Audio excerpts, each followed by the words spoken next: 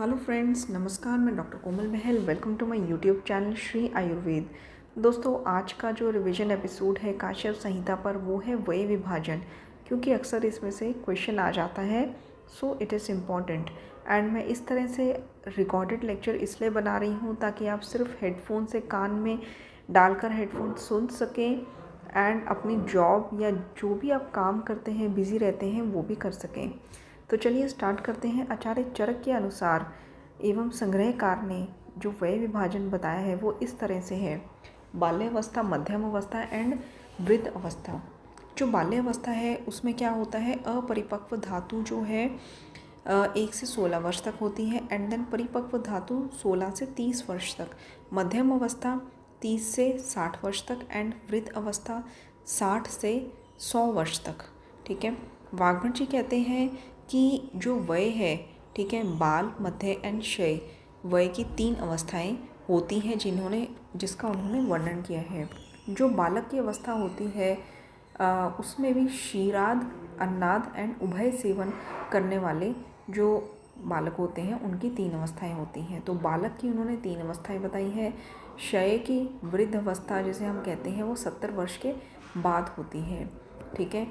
Then उसके बाद है कि सुश्रुत जी कहते हैं, उन्होंने भी बालक की जो है 3 अवस्थाएं बताई हैं। 3 कौन सी है? बाल्य, मध्यम, 3 कौन सी है?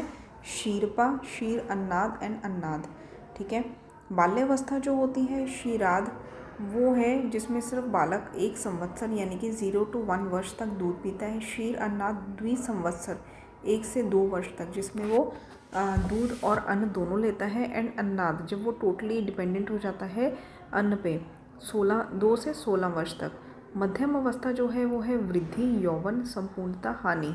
वृद्धि होती है 16 से 20, यौवन होती है 20 से 30, संपूर्णता होती है 30 से 40, हानि होती है 40 से 70।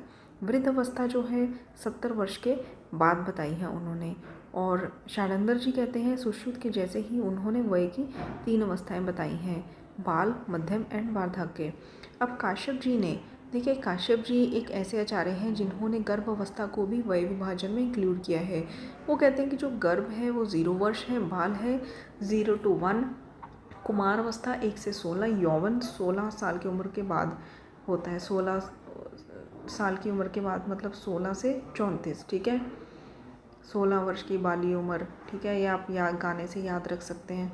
तो यौवन जो है 16 से 34, मध्यम 34 से 70 एंड वृद्ध अवस्था 70 से आगे। और इस तरह से भाव प्रकाश जी ने भी बाल, तरुणा एंड प्रौढ़ा बताई है।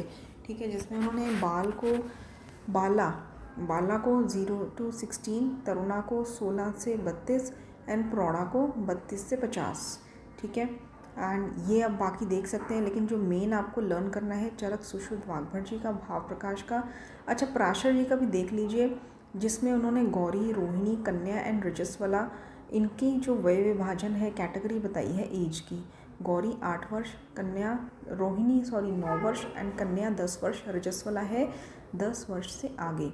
ठीक है। हारिज जी कहते हैं बाल्य, युवा, मध्यम एंड वृद्ध। तो हारिज जी का तो आपको इतना कुछ याद नहीं भी होने वाला लास्ट तक, तो मेन ये है। ठीक है। और बाल्य अवस्था महत्वपूर्ण बिंदु, देखिए, बाल्यावस्था महत्वपूर्ण बिंदु में इम्पॉर्टेंट नोट्स क्या है कि जो आचार्य चरक हैं और संग्रहकार हैं उन्होंने बाल्यावस्था 30 वर्ष तक बताई है। सुश्रुत जी ने, भाव प्रकाश जी ने, हारिज जी ने 16 वर्ष तक, शारंदर जी ने 10 वर्ष तक एंड काश्यप जी ने 1 वर्ष तक। वय अवस्था में गर्भ अवस्था का समावेश आचार्य काश्यप जी ने किया है।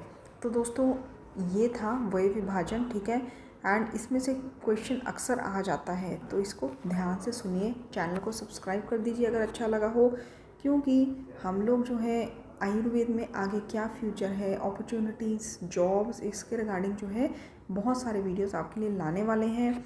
बेल आइकन बटन को दबाना ना भूलें और उसमें जो ऑल का ऑप्शन होता है वो भी दबा दीजिए, ताकि हमारे वीडियो के नोटिफिकेशन ऑटोमेटिकली आपके फ़ोन पे आते रहें। धन्यवाद।